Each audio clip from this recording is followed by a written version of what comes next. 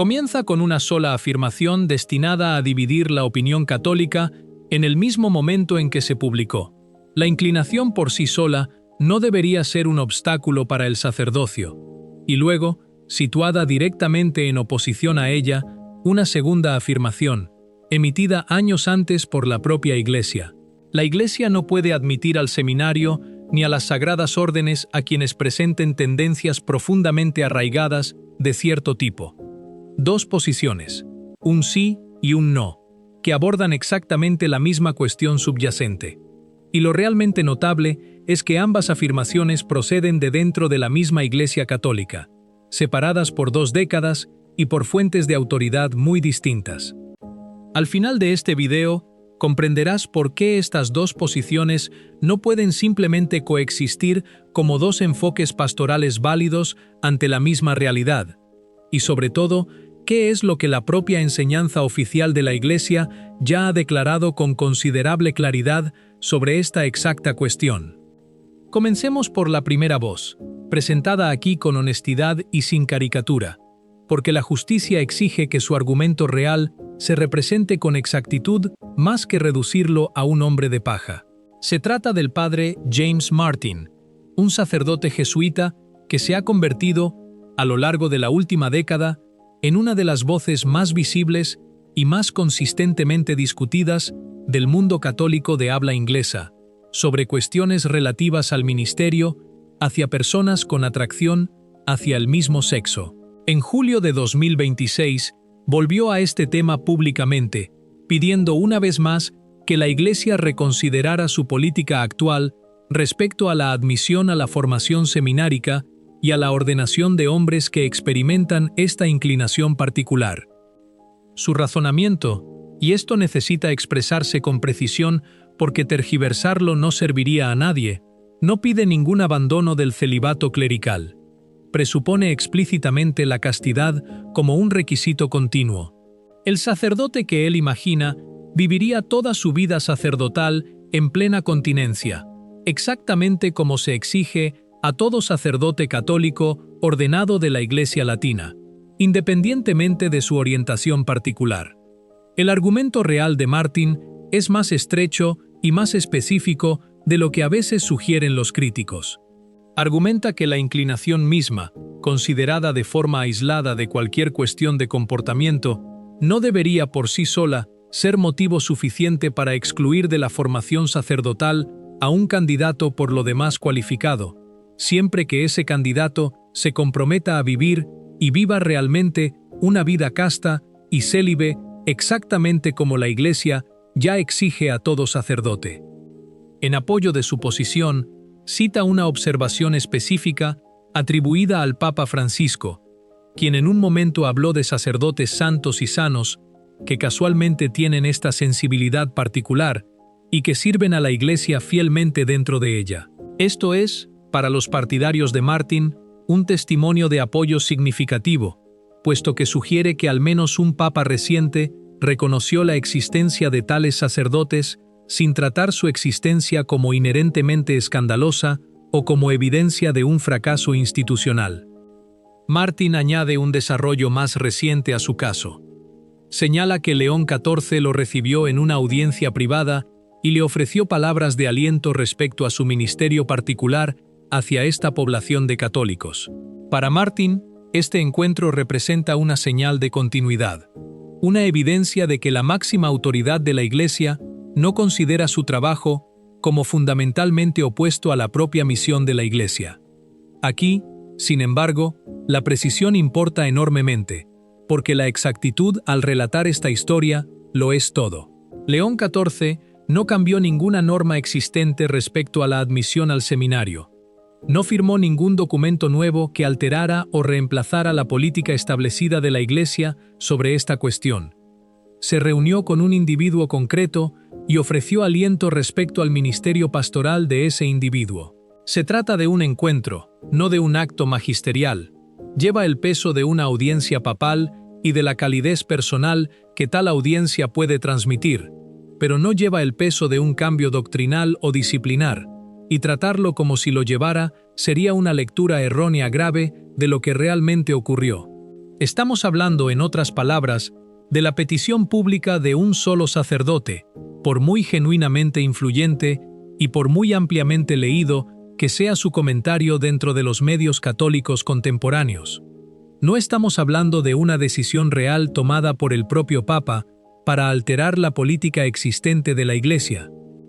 Esta distinción es esencial para comprender todo lo que sigue, porque la petición de Martin entra en conflicto directa e inevitablemente con un documento específico que la Iglesia ya ha producido a través de su propio proceso deliberativo formal, y este no es simplemente un documento más entre muchas opiniones concurrentes y de igual peso que flotan dentro del discurso católico contemporáneo. Pasemos ahora a la segunda posición, la que se sitúa en tensión directa con lo que Martin ha propuesto.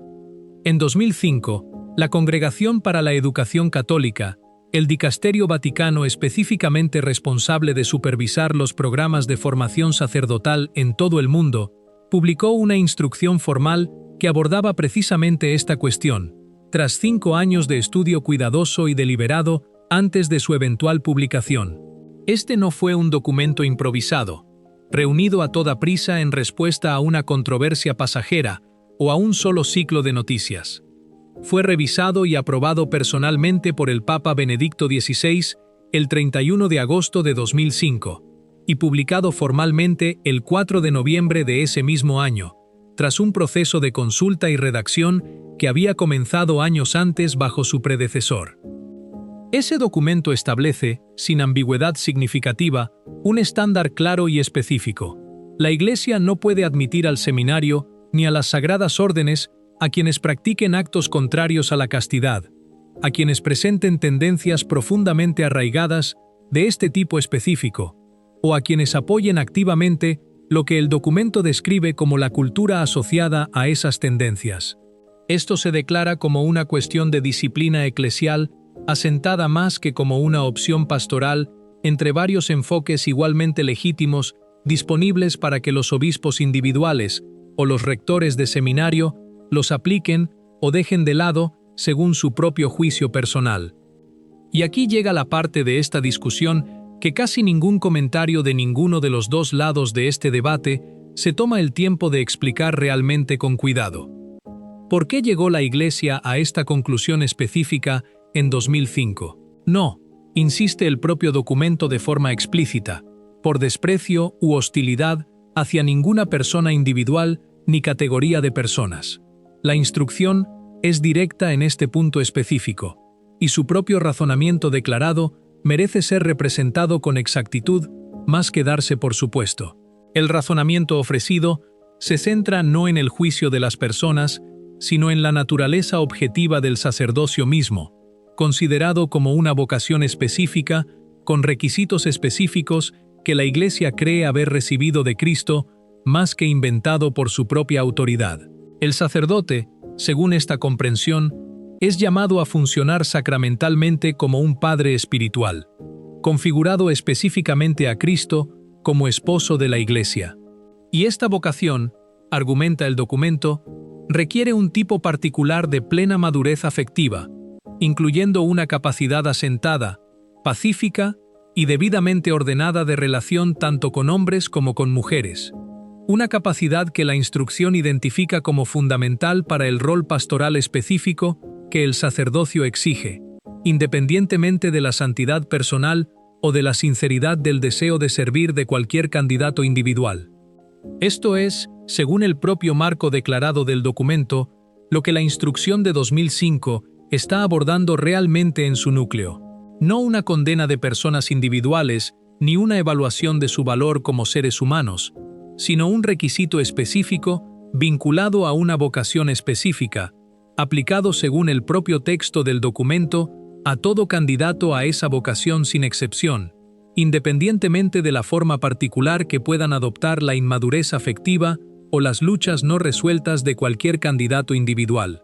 La Iglesia, insiste la instrucción, exige el mismo estándar de madurez afectiva a todo hombre que se presenta para la formación sacerdotal, y este estándar uniforme de aplicación es precisamente lo que los defensores del documento argumentan que lo distingue de una discriminación dirigida a un grupo particular. Se presenta, en cambio, como un ejercicio de discernimiento, aplicado de forma consistente a todo candidato considerado para la ordenación. Porque la admisión a la formación seminárica, recuerda la instrucción explícitamente a sus lectores, nunca se ha entendido dentro de la tradición católica como un derecho automático de nadie.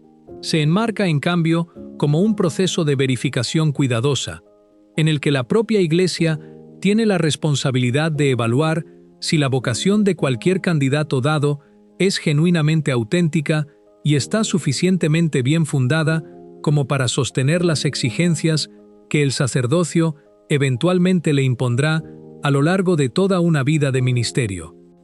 Aquí, entonces, están las dos posiciones finalmente reunidas y colocadas directamente una al lado de la otra, sin el lenguaje atenuante que a menudo permite a los comentaristas evitar confrontar realmente la contradicción entre ellas.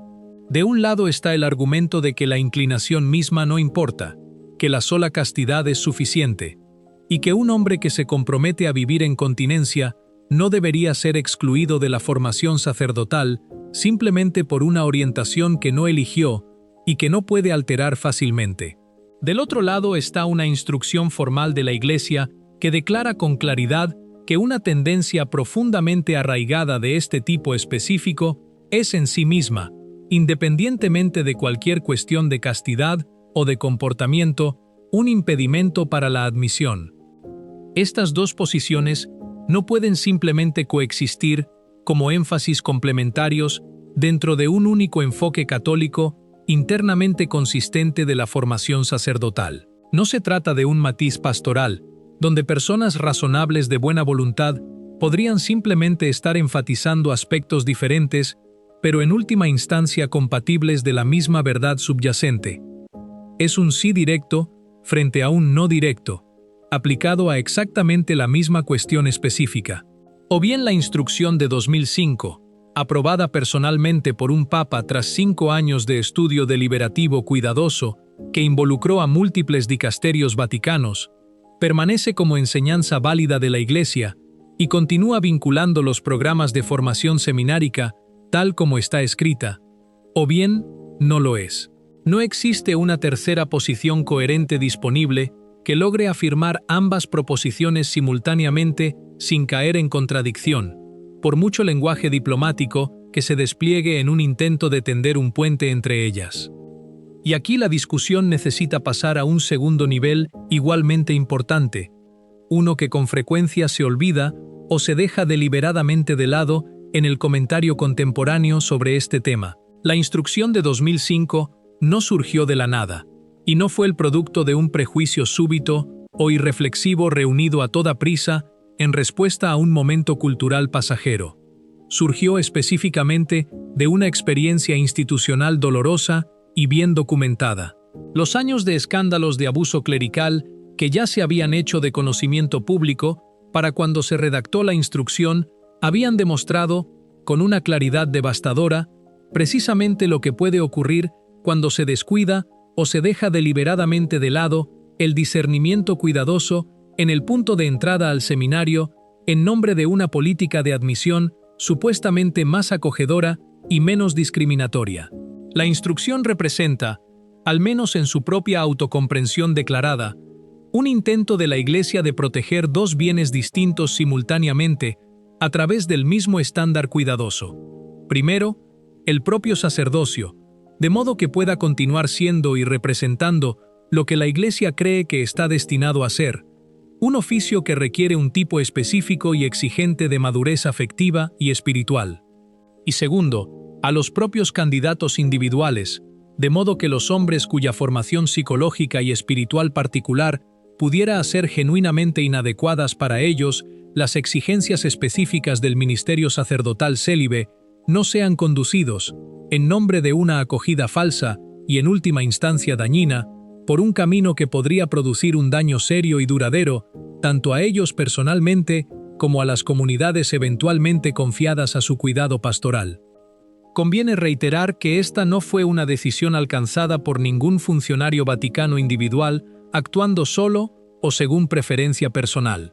3 organismos importantes dentro de la estructura de la Santa Sede estuvieron directamente involucrados en su preparación, y transcurrieron 5 años completos de trabajo deliberativo sostenido antes de que el texto terminado fuera finalmente publicado a la Iglesia Universal en 2005. Esta fue, según cualquier estándar razonable de toma de decisiones institucionales, una conclusión cuidadosamente considerada y a fondo deliberada, más que una posición impulsiva o mal examinada, adoptada a toda prisa. Y la Iglesia, dentro de esa misma instrucción, articuló un principio que continúa teniendo validez independientemente de cualesquiera presiones pastorales contemporáneas que pudieran argumentar a favor de su revisión. Lo que genuinamente está en juego en esta cuestión específica no es principalmente la simpatía hacia el deseo personal de cualquier candidato individual de ser ordenado, por muy sincero y por muy profundamente sentido que sea ese deseo. Lo que está en juego, según el propio razonamiento declarado de la Iglesia, es el bien de toda la comunidad de fieles, eventualmente confiada al cuidado pastoral de cualquiera que reciba las sagradas órdenes. Porque admitir a un individuo específico a una forma de vida para la que no está genuinamente preparado, argumenta la instrucción, no constituye un acto de caridad auténtica hacia ese individuo. Lo coloca en un riesgo real, tanto personal como espiritual, y al mismo tiempo coloca en riesgo al rebaño que eventualmente sería llamado a pastorear, que depende de la genuina estabilidad afectiva y espiritual de su sacerdote para su propio cuidado pastoral y formación en la fe. Esta es, entonces, la diferencia fundamental que separa a las 2 voces en el centro de toda esta discusión.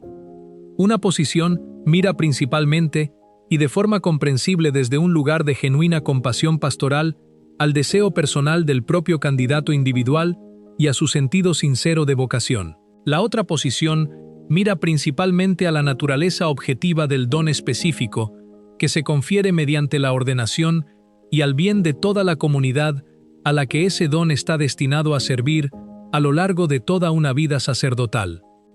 Pero se requiere un cuidado considerable aquí para evitar un malentendido serio que con demasiada frecuencia acompaña las discusiones de esta instrucción específica.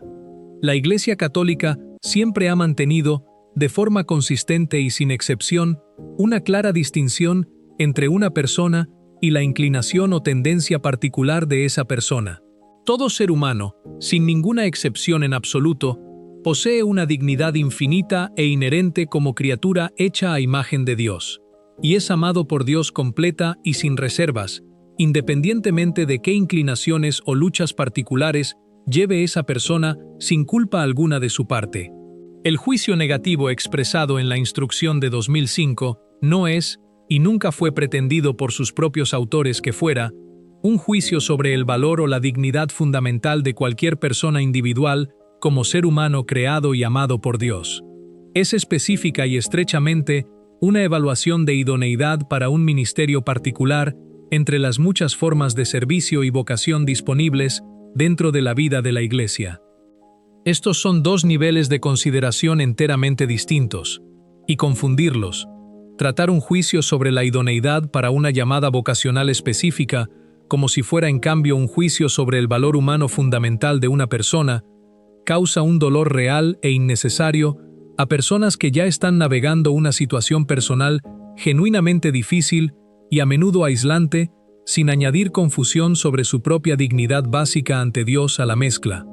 Pero precisamente por el bien de mantener esta claridad necesaria, y precisamente por un genuino cuidado hacia las personas a las que esta discusión realmente afecta, ese juicio negativo específico respecto a la idoneidad para la ordenación sacerdotal no puede simplemente borrarse mediante una declaración pública pegadiza, por muy sinceramente intencionada que sea, ni dejarse de lado en silencio sobre la base de una sola audiencia papal, por muy cálida y alentadora que ese encuentro haya sido genuinamente para el individuo involucrado.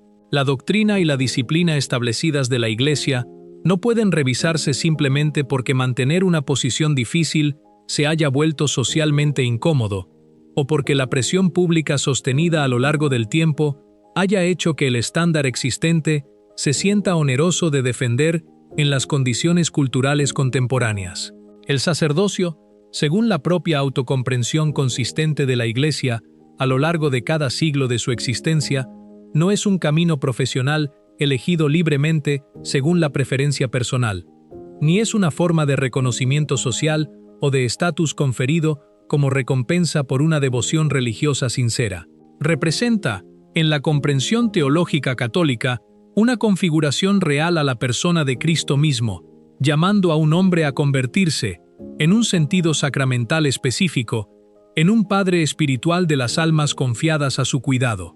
Y la paternidad, entendida en este sentido teológico específico, lleva consigo condiciones genuinas e innegociables asociadas a ella, exactamente como toda vocación seria y exigente dentro de la vida humana y dentro de la vida de la Iglesia, siempre ha llevado sus propios requisitos y prerequisitos específicos. Ninguna persona razonable, después de todo, considera una injusticia fundamental que otras vocaciones serias dentro de la Iglesia, la vida religiosa, el diaconado, diversas formas de vida consagrada, exijan de forma similar que los candidatos cumplan cualificaciones específicas y a veces bastante exigentes antes de ser formalmente admitidos. Esto no es desprecio dirigido hacia quienes no cumplen actualmente los requisitos específicos de una vocación dada. Representa, en cambio, una seriedad institucional básica hacia lo que realmente se está recibiendo mediante la ordenación. Un don espiritual genuino que, en última instancia, no pertenece al propio receptor individual para definirlo o redefinirlo según su propio juicio o preferencia personal, sino que pertenece, en cambio, a toda la Iglesia, cuya fe y cuya vida sacramental ese don está destinado a servir a lo largo de las generaciones. Y este estándar consistente se aplica por igual a todo candidato que se presenta para la formación sacerdotal, independientemente de su trasfondo particular, de su historia personal o de la naturaleza específica de cualesquiera luchas afectivas o psicológicas que lleve al proceso de admisión al seminario. La Iglesia, según su propia autocomprensión declarada en esta instrucción específica, no cierra esta puerta particular por prejuicio dirigido contra ningún grupo de personas. Guarda, en cambio, un umbral genuino, porque lo que se encuentra más allá de ese umbral, la configuración sacramental a Cristo mismo como pastor y esposo de su Iglesia, se entiende dentro de la tradición católica como demasiado significativo, demasiado trascendental, tanto para el sacerdote individual como para la comunidad a la que servirá, para ser abordado o concedido de forma casual o sin el discernimiento más cuidadoso posible. La verdadera caridad en este contexto específico, y ciertamente difícil, según el marco que la propia instrucción de 2005 propone, no consiste simplemente en decir sí a todo deseo personal expresado con sinceridad, por muy genuino y por muy profundamente sentido que sea ese deseo. La caridad auténtica consiste en querer genuinamente el bien real tanto del candidato individual como de toda la Iglesia a la que espera servir, incluso en circunstancias en las que ese bien real y duradero adopta en última instancia la forma dolorosa y difícil de un no claro más que el sí acogedor e inclusivo que las sensibilidades culturales contemporáneas podrían preferir oír de otro modo. ¿Qué opinas tú? Deja un comentario abajo. Amén. Que Dios te bendiga.